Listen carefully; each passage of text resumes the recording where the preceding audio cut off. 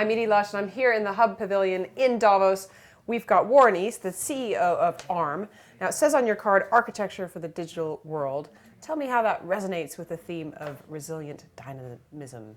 Okay, well, let's start with the Architecture for the Digital World and what ARM does. We provide microprocessor designs. We do those designs, sell them to about 300 semiconductor companies around the planet, and they collectively ship, like last year, they shipped nearly 9 billion chips containing our microprocessors, and sold those chips to people building all sorts of mobile phones, tablet computers, digital cameras, cars, and so on. So very much the architecture for the digital world. Now, resilient dynamism does actually relate to our business model.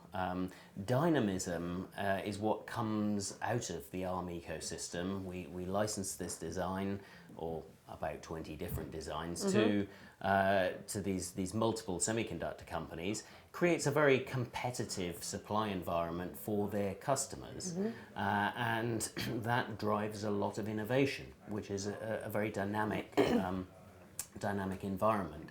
And for their customers, they have huge choice from this great innovative supply. And we make our money by earning license fees when we sell licenses, and then earning a per chip royalty.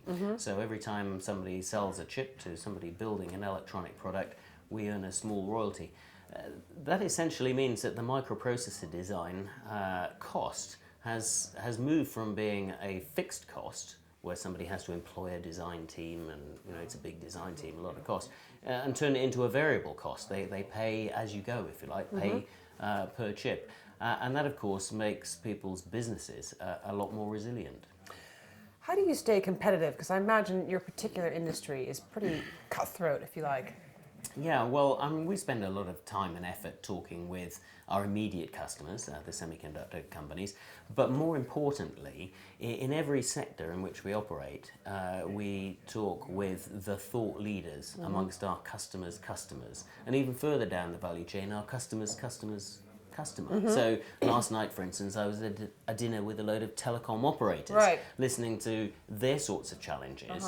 And what did they say that resonated with you? Well, one of the key challenges that they have, for instance, is balancing the cost of supplying data infrastructure with the huge escalating demands for data.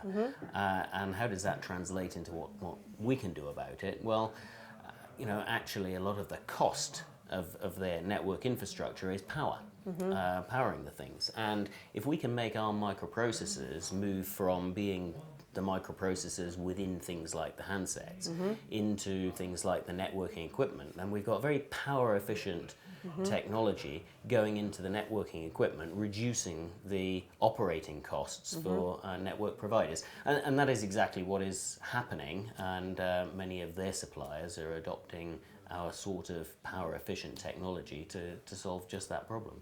So it sounds like you're saving power, saving costs. What do you think the next derivative is, or the next kind of step in your industry? What do you think might come in the next couple of years?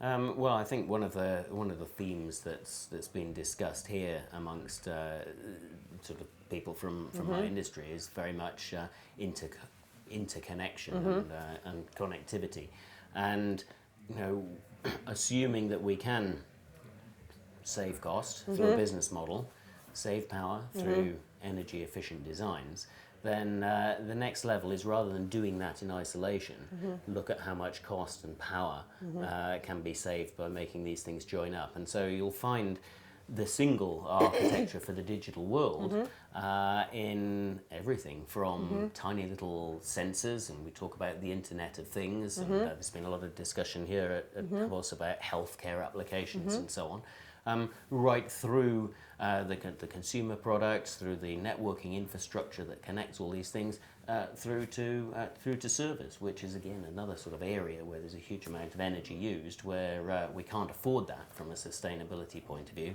in future, and power efficient technology is the answer.